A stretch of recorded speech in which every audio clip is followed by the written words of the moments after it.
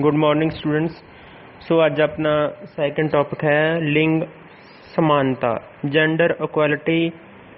भारत के संविधान के अनुसार लिंग समानता हरेक व्यक्ति का बुनियादी हक है, चाहे वह मर्द है चाहे वह औरत है। देश का कोई भी राज इस कानून की उलंघना नहीं कर सकता। इस कानून के अनुसार जिहड़ियां साडियां औरतां ने उन्हां दे उपर हो रहे जिहड़े वितकरे सी उन्हां वितकरिਆਂ ਨੂੰ रोकण दे लई एक लिंग समानता का कानून सी जिहड़ा भारती सरकार द्वारा लिआंदा गया।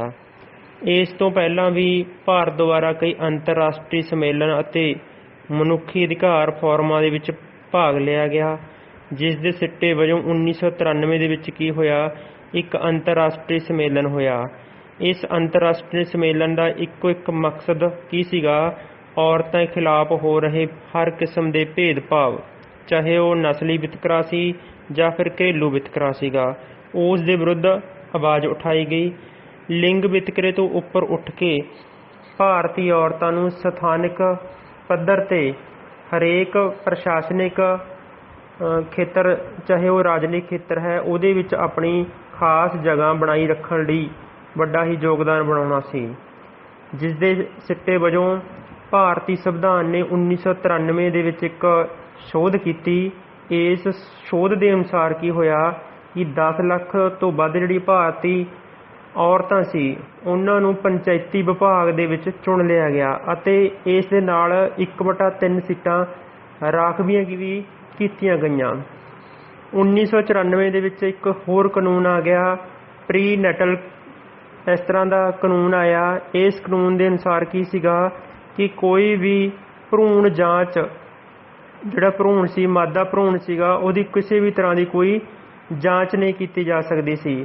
इस एक्ट के अधीन लिंग जांच कराउणा अते कन्या भरूण हत्या एक कानूनी जुर्म मन्निया गया अते डॉक्टरां दे उपर भी बड़ी सख्त पाबंदी जिहड़ी ओह लगा दी गई।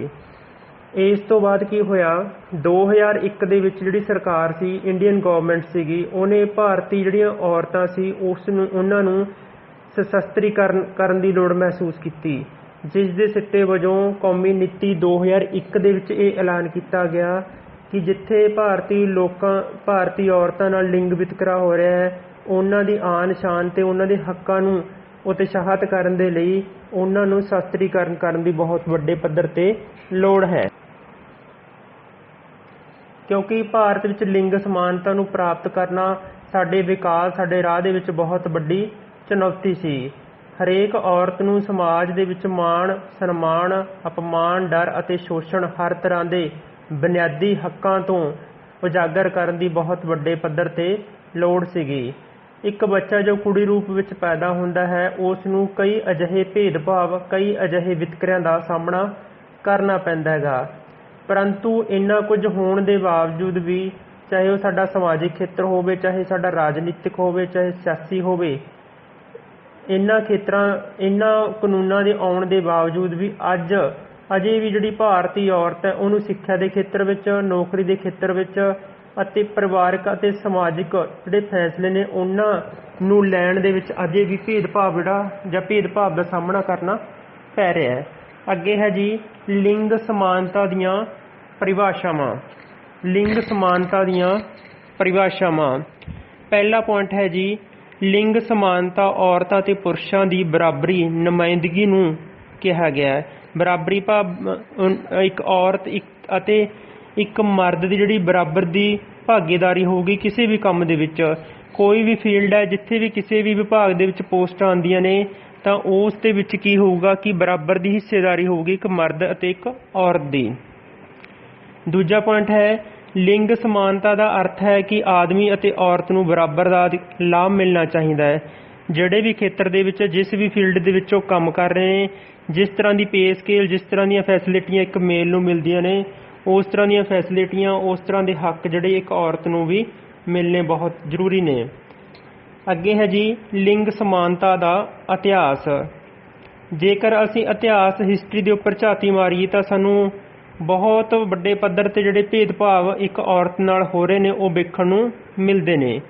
19वीं सदी के अखीर दे विच जिहड़े साडे पश्चिमी कंट्रियां सी ਅਮਰੀਕਾ, ਕੈਨੇਡਾ, ਰੂਸ, ਫਰਾਂਸ ਇਹਨਾਂ ਦੇਸ਼ਾਂ ਦੇ ਵਿੱਚ ਵੋਟ ਅਧਿਕਾਰ ਦਿਵਾਉਣ ਲਈ ਇੱਕ ਲਹਿਰ ਸ਼ੁਰੂ ਹੋਈ। 19ਵੀਂ ਸਦੀ ਦੇ ਅਖੀਰ ਅਤੇ 20ਵੀਂ ਸਦੀ ਦੀ ਸ਼ੁਰੂਆਤ ਦੇ ਵਿੱਚ ਸੰਯੁਕਤ ਰਾਜ ਅਮਰੀਕਾ, ਕੈਨੇਡਾ ਦੇ ਵਿੱਚ ਜਿਹੜੇ ਲੋਕ ਸੀ, ਜਿਹੜੀਆਂ ਉੱਥੋਂ ਦੀਆਂ ਔਰਤਾਂ ਸੀਆਂ, ਉਹ ਵੋਟ ਦੇ ਅਧਿਕਾਰ ਦੇ ਹੱਕ ਪ੍ਰਾਪਤ ਕਰਨ ਲਈ ਵੱਡੇ ਪੱਧਰ 'ਤੇ ਉਹਨਾਂ ਨੇ ਕੀ ਕੀਤਾ, ਅੰਦੋਲਨ ਕੀਤਾ। ਹੌਲੀ ਹੌਲੀ ਔਰਤਾਂ ਸੀ ਜਿਹੜੀਆਂ ਉਹਨਾਂ ਨੂੰ ਜਾਇਦਾਦ ਦਾ ਅਧਿਕਾਰ ਮਿਲ ਗਿਆ, ਹੱਕ ਦੇ ਮੁੱਦੇ, ਬਰਾਬਰ ਕੰਮ ਕਰਨ, ਤਨਖਾਹ ਦਾ ਮੁੱਦਾ ਆਦਿ ਵੀ ਹੋਂਦ ਵਿੱਚ ਆਏ, ਜਿਨ੍ਹਾਂ ਨੇ ਔਰਤਾਂ ਨੂੰ ਬਰਾਬਰੀ, ਲਿੰਗ ਸਮਾਨਤਾ ਨੂੰ ਹੋਰ ਅੱਗੇ ਵਧਾਇਆ। ਉਦਾਹਰਨ ਦੇ ਵਜੋਂ ਹੁਣ ਕਈ ਦੇਸ਼ਾਂ ਦੀਆਂ ਜਿਹੜੀਆਂ ਔਰਤਾਂ ਨੇ ਹਥਿਆਰਬੰਦ ਫੌਜਾਂ ਦੇ ਵਿੱਚ ਨੇਗੀਆਂ, ਪੁਲਿਸ ਮਹਿਕਮੇ ਦੇ ਵਿੱਚ ਨੇ, ਸੁਰੱਖਿਆ ਬਲਾਂ ਦੇ ਵਿੱਚ ਨੇਗੀਆਂ, ਚਾਹੇ ਉਹ ਕਿਸੇ ਵੀ ਤਰ੍ਹਾਂ ਦੀ ਕੋਈ ਆਰਮੀ ਹੈਗੀ, ਅੱਗ ਬੁਝਾਉਣ ਵਾਲੇ ਘੁਲਾਟੀਆਂ ਦੇ ਵਿੱਚ ਨੇ, ਅਤੇ ਲੜਾਕੂ ਜਹਾਜ਼ਾਂ ਦੇ ਵਿੱਚ ਮਰਦਾਂ ਦੀ ਤਰ੍ਹਾਂ ਆਪਣਾ ਜਿਹੜਾ ਦਬਦਬਾ ਉਹ ਕਾਇਮ ਕਰ ਰਹੀਆਂ ਨੇ। ਲਿੰਗ ਬਰਾਬਰੀ ਨੂੰ ਉਤਸ਼ਾਹਿਤ ਕਰਨ ਲਈ ਅੰਤਰਰਾਸ਼ਟਰੀ ਪੱਧਰ 'ਤੇ ਯਤਨ, ਇੰਟਰਨੈਸ਼ਨਲ ਲੈਵਲ 'ਤੇ ਕਈ ਐਫਰਟਸ ਹੋਏ। ਕਾਹਦੇ ਵਾਸਤੇ? ਕਿ ਜਿਹੜੀ ਸਾਡੀ ਵੂਮੈਨ ਆ ਉਹਨੂੰ ਪ੍ਰਮੋਟ ਕੀਤਾ ਜਾਵੇ ਜੈਂਡਰ ਇਕੁਐਲਿਟੀ ਦੇ ਆਧਾਰ 'ਤੇ। ਪਹਿਲਾ ਜਿਹੜਾ ਐਫਰਟਸ ਕੀਤੇ ਉਹਦੇ ਵਿੱਚ ਕੀ ਸੀਗਾ, ਜਿਹੜਾ ਸਾਡਾ ਸੰਯੁਕਤ ਰਾਸ਼ਟਰ ਸੀਗਾ UNO, ਉਹਨੇ ਇੱਕ ਫੰਡ ਜਾਰੀ ਕੀਤਾ ਕਿ ਔਰਤਾਂ ਨੂੰ ਵੱਧ ਤੋਂ ਵੱਧ ਮੌਕੇ ਦਿੱਤੇ ਜਾਣ, ਔਰਤਾਂ ਨੂੰ ਵੱਧ ਤੋਂ ਵੱਧ ਇਸ ਤਰ੍ਹਾਂ ਦੇ ਸਾਧਨ, ਇਸ ਤਰ੍ਹਾਂ ਦੇ ਸਮਾਂ ਮੁਹੱਈਆ ਕਰਿਆ ਜਾਵੇ, ਇਸ ਤਰ੍ਹਾਂ ਦਾ ਵੱਧ ਤੋਂ ਵੱਧ ਪੈਸਾ ਦਿੱਤਾ ਜਾਵੇ ਤਾਂ ਕਿ ਉਹ ਔਰਤ ਜਿਹੜੀ ਇੱਕ ਉਹ ਮਰਦ ਦੇ ਬਰਾਬਰ ਆਪਣੇ ਹੱਕ ਨੇ ਜਿਹੜੇ ਉਹ ਪ੍ਰਾਪਤ ਕਰ ਸਕੇ। ਦੂਜਾ ਜਿਹੜਾ ਉਦੇਸ਼ ਸੀਗਾ ਉਹ ਕੀ ਸੀਗਾ, ਯਤਨ ਸੀਗਾ, ਕਿਉਂਕਿ ਸੰਯੁਕਤ ਰਾਸ਼ਟਰ ਨੇ ਪੂਰੇ ਵਿਸ਼ਵ ਨੂੰ ਚਲਾਉਣ ਦੇ ਵਾਸਤੇ 7 ਜਿਹੜੇ ਉਦੇਸ਼, 7 ਟੀਚੇ ਮੰਨੇ ਹੋਏ ਸੀ। ਉਹਨਾਂ ਦੇ ਵਿੱਚੋਂ ਤੀਜਾ ਜਿਹੜਾ ਟੀਚਾ ਸੀਗਾ ਉਹ ਸੀ ਲਿੰਗ ਸਮਾਨਤਾ, ਜਿਹੜਾ ਕਿ ਬੜਾ ਹੀ ਭਿਆਨਕ ਸੀਗਾ। ਇਸ ਨੂੰ ਦੂਰ ਕਰਨਾ ਬਹੁਤ ਹੀ ਜ਼ਰੂਰੀ ਸੀਗਾ। ਇੱਕ ਔਰਤ ਨੂੰ ਸਨਮਾਨਤਾ ਦਾ ਅਧਿਕਾਰ ਦਿਵਾਉਣਾ ਅਤੇ ਨਾਲ ਨਾਲ ਕੀ ਉਹਨੂੰ ਸਸ਼ਕਤੀਕਰਨ ਕਰਨਾ ਬਹੁਤ ਹੀ ਜ਼ਰੂਰੀ ਸੀਗਾ। ਅੱਗੇ ਹੈ ਜੀ ਸੰਯੁਕਤ ਰਾਸ਼ਟਰ ਮਹਿਲਾਵਾਂ, ਯੂਨਾਈਟਿਡ ਨੇਸ਼ਨ ਵੂਮੈਨਜ਼ ਦੀ ਕਾਰਜਕਾਰਨੀ ਭਾਰਤ ਵਿੱਚ ਲਿੰਗ ਸਮਾਨਤਾ ਨੂੰ ਰਾਜਨੀਤਿਕ ਦਾਇਰੇ ਅਤੇ ਸ਼ਾਸਨ ਵਿੱਚ ਲਾਗੂ ਕਰਨ ਲਈ ਵਿਸ਼ਵ ਪੱਧਰ 'ਤੇ ਕੰਮ ਕਰ ਰਹੀ ਹੈ। ਅੱਜ ਵੀ ਭਾਰਤ ਦੇ 5 ਰਾਜ ਆਂਧਰਾ ਪ੍ਰਦੇਸ਼, ਕਰਨਾਟਕਾ, ਮੱਧ ਪ੍ਰਦੇਸ਼, ਉੜੀਸਾ ਅਤੇ ਰਾਜਸਥਾਨ ਦੇ ਵਿੱਚ ਇਹ ਸੰਸਥਾਨ ਜਿਹੜੇ ਇਹਨਾਂ ਨੇ ਸੈਂਟਰ ਖੋਲ੍ਹੇ ਨੇ ਉਹ ਕੰਮ ਕਰ ਰਹੇ ਨੇ, ਜਿੱਥੇ ਕੀ ਹੈ ਔਰਤਾਂ ਨੂੰ ਵਿਸ਼ੇਸ਼ ਕੈਂਪਾਂ ਦੇ ਵਿੱਚ ਟ੍ਰੇਨਿੰਗ, ਸਿਖਲਾਈ ਦਿੱਤੀ ਜਾਂਦੀ ਹੈ ਤਾਂ ਕਿ ਆਉਣ ਵਾਲੇ ਸਮੇਂ ਦੇ ਵਿੱਚ ਉਹ ਜ਼ਿੰਮੇਵਾਰੀਆਂ ਦੇ ਉੱਪਰ ਕੀ ਹੈ ਭਾਰੀ ਹੋ ਸਕਣ, ਉਹ ਅਗਵਾਈ ਕਰ ਸਕਣ ਅਤੇ ਆਪਣੇ ਪਿੰਡਾਂ ਦੀ ਨੁਮਾਇੰਦਗੀ ਕਰਨ ਦੇ ਨਾਲ ਨਾਲ ਹੁਨਰ ਵੀ ਪ੍ਰਾਪਤ ਕਰ ਸਕਣ। ਸੰਯੁਕਤ ਰਾਸ਼ਟਰ ਦਾ ਧਿਆਨ ਜ਼ਿਆਦਾਤਰ ਬਾਲ ਵਿਵਾਹ, ਔਰਤਾਂ ਵਿਰੁੱਧ ਜ਼ੁਲਮ, ਸਾਫ਼ ਸਫਾਈ, ਸਿੱਖਿਆ, ਪਾਣੀ ਦੀ ਪੂਰਤੀ ਅਤੇ ਵਿੱਤੀ ਆਜ਼ਾਦੀ ਵੱਲ ਬਹੁਤ ਵੱਡੇ ਪੱਧਰ 'ਤੇ ਹੈ।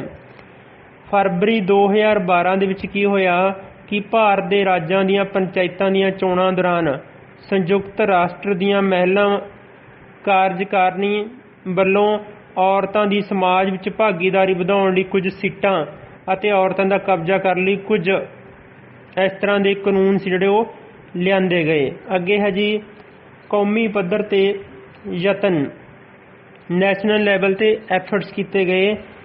ਭਾਰਤ ਵਿੱਚ ਲਿੰਗ ਸਮਾਨਤਾ ਨੂੰ ਉਤਸ਼ਾਹਿਤ ਕਰਨ ਲਈ ਅਤੇ ਔਰਤਾਂ ਵਿਰੁੱਧ ਭੇਦਭਾਵ ਅਤੇ ਅਹਿੰਸਾ ਨੂੰ ਰੋਕਣ ਲਈ ਜਾਂ ਖਾਤਮਾ ਕਰਨ ਲਈ ਇੱਕ ਕਾਨੂੰਨ ਲਿਆਂਦਾ ਗਿਆ। ਇਹ ਕਾਨੂੰਨ 2012 ਦੇ ਵਿੱਚ ਰਾਸ਼ਟਰਪਤੀ ਨੇ ਪਾਸ ਕੀਤਾ ਗਿਆ, ਸੰਸਦ ਦੇ ਵਿੱਚ ਪਾਸ ਹੋਇਆ। ਇਹਦੇ ਕਾਨੂੰਨ ਦਾ ਕੀ ਇੱਕੋ ਇੱਕ ਮਕਸਦ ਸੀਗਾ, ਜਿਹੜੀਆਂ ਔਰਤਾਂ ਦੇ ਸਸ਼ਕਤੀਕਰਨ ਲਈ ਰਾਸ਼ਟਰੀ ਮਿਸ਼ਨ ਦੀ ਸ਼ੁਰੂਆਤ ਕੀਤੀ ਗਈ ਤਾਂ ਕਿ ਜਿਹੜੀ ਭਾਰਤੀ ਔਰਤਾਂ ਨੇ ਜਿੱਥੇ ਹੋਰ ਫੀਲਡ ਦੇ ਵਿੱਚ ਕੰਮ ਕਰ ਸਕਦੀਆਂ ਨੇ ਉੱਥੇ ਉਹ ਜਿਹੜੇ ਸਾਡੀ ਸੈਨਾਵਾਂ ਦਾ ਵਿੰਗ ਹੈ, ਚਾਹੇ ਏਅਰ ਫੋਰਸ ਹੈ, ਚਾਹੇ ਨੇਵੀ ਹੈ, ਚਾਹੇ ਹੋਰ ਤਰ੍ਹਾਂ ਦੀ ਕੋਈ ਵੀ ਸੈਨਾ ਹੈ, ਪੁਲਿਸ ਡਿਪਾਰਟਮੈਂਟ ਹੈ, ਉਹਨਾਂ ਦੇ ਵਿੱਚ ਜਾ ਸਕਦੀਆਂ ਨੇ। 2013 ਦੇ ਵਿੱਚ ਕੀ ਹੋਇਆ, ਅਪਰਾਧਿਕ ਕਾਨੂੰਨ 2013 ਦੇ ਐਕਟ ਦੇ ਵਿੱਚ ਵੀ ਸੁਧਾਰ ਹੋਇਆ। ਇਸ ਐਕਟ ਦਾ ਇੱਕੋ ਇੱਕ ਮਕਸਦ ਸੀਗਾ ਔਰਤਾਂ ਖਿਲਾਫ ਹੋ ਰਹੇ ਜਿਨਸੀ ਭਾਵ ਸਰੀਰਕ ਅਤੇ ਲਿੰਗ ਆਧਾਰਿਤ ਜੁਰਮਾਂ ਨੂੰ ਵਿੱਚ ਵਾਧਾ ਵੇਖਦੇ ਹੋਇਆਂ ਇਹ ਇੱਕ ਕਾਨੂੰਨ ਲਿਆਂਦਾ ਗਿਆ ਤਾਂ ਕਿ ਇਹਨਾਂ ਭੇਦਭਾਵਾਂ ਨੂੰ ਅਤੇ ਮਹਿਲਾਵਾਂ ਉੱਪਰ ਜਿਹੜੇ ਜਿਨਸੀ ਪੱਧਰ 'ਤੇ ਜ਼ੁਲਮ ਹੋ ਰਹੇ ਨੇ ਉਹਨਾਂ ਨੂੰ ਰੋਕਿਆ ਜਾਵੇ। ਅਤੇ ਇਸ ਵਾਸਤੇ ਕੀ ਕੀਤਾ ਗਿਆ, 1000 ਕਰੋੜ रुपए का जिहड़ा फंड भी जारी किया गया। इस तरह का सिस्टम बनाया गया ताकि औरतों नूं जिनसी पद्धर ते हो रहे जुल्म का शिकार ना होना पवे। अगे है जी लिंग असमानता खिलाफ कानूनी अते संविधानिक सुरक्षा, legal and constitution against gender equality. Bharat का संविधान महिलावां नूं बराबरी का हक दिंदा है। जिहड़ा भारतीय संविधान कहता है कि चाहे वह बंदा है, चाहे कुड़ी है, चाहे मेल है, चाहे फीमेल है, हरेक नूं बराबर का अधिकार है। राज नूं वो सारे कदम उठाउण की शक्ति प्रदान करता है जो महिलावां नूं कुल मिला के समाजिक, आर्थिक अते राजनीतिक बराबरी देण दे हक विच होवे। इस तरह के कानून लैके आंदा है, चाहे वह औरतों के समाजिक मसले होण, चाहे आर्थिक होण, चाहे राजनीतिक होण, हरेक स्थिति दे विच की है एक केंद्र सरकार की करदा है। जिहड़ा भारतीय संविधान हैगा वो जिहड़े साडीआं स्टेट गवर्नमेंट्स ने उन्हां नूं उन्हां दी भागीदारता नूं शामिल करदा हैगा। भारत के संविधान की प्रस्तावना विच मौलिक अधिकारां, मौलिक करतੱਬਾਂ ते निर्देश नीतियां विच भी लिंग समानता का सिद्धांत दर्ज है। साडियां जिहड़ियां भारतीय औरतां ने उन्हां नूं भी साडी राजनीतिक प्रणाली विच वोट पाउण दी बराबरी का जिहड़ा हक वो प्राप्त हो गया। पहला है भारतीय संविधान की धारा 14 जो कि कानूनी समानता नाल संबंधित है। जिहड़ी 14 धारा संविधान की वो काहदे नाल संबंधित है? कानून दे नाल हैगा, जिस विच लिखिया है कि भारत के अंदर हर एक व्यक्ति चाहे वह किसी भी धर्म का है, चाहे किसी भी जात का है, चाहे किसी भी नस्ल का है, चाहे किसी भी लिंग का किते भी उन्हें जन्म लिया है, उस नूं की है बराबरी का अधिकार है। उस नाल किसी भी तरह का कोई भेदभाव नहीं किया जा सकता। वो कोई भी राज उस नूं बराबरी देण तो मनाही नहीं कर सकता। नंबर 2 भारतीय संविधान की धारा 15 जिहड़ी 15 धारा सी उहदे विच की सिस्टम उलीकिया गया कि धर्म, नस्ल, जात अते जन्म की थां तो इलावा लिंग के आधार पर वितका करन की बहुत बड़े पद्धर ते की है मनाही हैगी। ना धर्म दे, ना नस्ल दे, ना जात दे, इहदे नाल नाल जन्म तो लैके चाहे वो लिंग है, लिंग के रूप में चाहे मुंडा है चाहे कुड़ी है, किसी तरह का कोई वितकरा नहीं किया जा सकता। अगे भारतीय संविधान दे विच की होया कि 15 की जिहड़ी 3 धारा सी उहदे विच की जिक्र किया गया कि राज नूं औरतां ते बच्चों दे लई खास प्रबंध करन दा अधिकार प्राप्त हो गया। 15 की जिहड़ी 3 धारा सीगी उहदे विच की होया कि कोई भी स्टेट हैगा उस स्टेट का इक्को एक फर्ज बनता है, उसकी गौरमेंट का फर्ज बनता है कि उसने औरतां ते बच्चों के लिए खास प्रबंध, वधिया फैसिलिटियां, वधिया सहूलतां, वधिया प्रशासनिक व्यवस्था लैके आउणी है। इस तो इलावा स्टेट की करूगा एक राज नीतियां के निर्देश सिद्धांतक विच ਵੱਧ ਤੋਂ ਵੱਧ ਜਿਹੜੇ ਲਾਭ ਨੇ ਉਹ ਮਹਿਲਾਵਾਂ ਨੂੰ ਦੇਣ ਦੀ ਕੋਸ਼ਿਸ਼ ਕਰੇਗਾ ਤਾਂ ਕਿ ਇਸ ਵਿਤਕਰੇ ਦੇ ਵਿਰੁੱਧ ਆਵਾਜ਼ ਉਠਾਈ ਜਾ ਸਕੇ। 4 ਨੰਬਰ ਸੀਗਾ ਜੀ ਇਹਨਾਂ ਸੰਵਿਧਾਨਕ ਸੁਰੱਖਿਆਵਾਂ ਤੋਂ ਬਿਨਾਂ ਜਿਹੜੇ ਸੰਵਿਧਾਨ ਦੇ ਵਿੱਚ ਸਾਨੂੰ ਸੁਰੱਖਿਆ ਮਿਲੀ ਹੈ ਇੱਕ ਔਰਤਾਂ ਨੂੰ, ਇਸ ਤੋਂ ਇਲਾਵਾ ਜਿਹੜੇ ਔਰਤਾਂ ਦੇ ਉੱਪਰ ਹੋ ਰਹੇ ਸ਼ੋਸ਼ਣ ਨੇ ਉਹਨਾਂ ਨੂੰ ਖਤਮ ਕਰਨਾ ਅਤੇ ਮਰਦਾਂ ਦੇ ਬਰਾਬਰ ਦਾ ਰੁਤਬਾ ਦੇਣਾ ਵੀ ਜ਼ਰੂਰੀ ਹੈ ਤੇ ਇਸ ਦੇ ਨਾਲ ਸੰਬੰਧਿਤ ਸੰਸਦ ਦੇ ਵਿੱਚ ਵੱਖ-ਵੱਖ ਤਰ੍ਹਾਂ ਦੇ ਕਾਨੂੰਨ ਵੀ ਪਾਸ ਕੀਤੇ ਜਾਣ। ਉਦਾਹਰਨ ਦੇ ਵਜੋਂ ਕੀ ਹੋਇਆ ਕਿ 1987 ਦੇ ਵਿੱਚ ਇੱਕ ਸਤੀ ਪ੍ਰਥਾ ਰੋਕੋ ਐਕਟ ਜਾਰੀ ਕੀਤਾ ਸੀ। ਇਹ ਬਹੁਤ ਹੀ ਭਿਆਨਕ ਬਿਮਾਰੀ ਸੀ ਸਾਡੇ ਸਮਾਜ ਵਾਸਤੇ, ਕਿਉਂਕਿ ਜਦੋਂ ਕਿਸੇ ਇੱਕ ਔਰਤ ਦਾ ਪਤੀ ਮਰ ਜਾਂਦਾ ਸੀ ਤਾਂ ਉਸ ਦੀ ਜਿਹੜੀ ਪਤਨੀ ਹੁੰਦੀ ਸੀ ਉਸ ਨੂੰ ਜਿੰਦਾ ਹੀ ਇੱਕ ਪਤੀ ਦੀ ਚਿਤਾ ਦੇ ਵਿੱਚ ਸਾੜ ਦਿੱਤਾ ਜਾਂਦਾ ਸੀ। ਉਸ ਤੋਂ ਬਾਅਦ ਕੀ ਹੋਇਆ ਕਿ ਇੱਕ 1961 ਦੇ ਵਿੱਚ ਦਾਜ ਰੋਕੋ ਐਕਟ ਆਇਆ। ਇਸ ਦੇ ਦਿਨ ਕੀ ਹੋਇਆ ਕਿ ਦਾਜ ਲੈਣਾ ਤੇ ਦਾਜ ਦੇਣਾ ਕਾਨੂੰਨੀ ਅਪਰਾਧ ਹੈ। ਫਿਰ ਇੱਕ 1954 ਦੇ ਵਿੱਚ ਅੰਤਰ ਧਰਮ ਵਿਆਹ ਨੂੰ ਵੀ ਜਿਹੜੀ ਮਾਨਤਾ ਦਿੱਤੀ ਗਈ ਕਿ ਤੁਸੀਂ ਕਿਸੇ ਵੀ ਧਰਮ ਦੇ ਨਾਲ ਕਿਸੇ ਵੀ ਜਾਤ ਦੇ ਵਿੱਚ ਕੀ ਆਪਣੀ ਜਿਹੜੀ ਮੈਰਿਜ ਉਹ ਕਰਵਾ ਸਕਦੇ ਹੋ।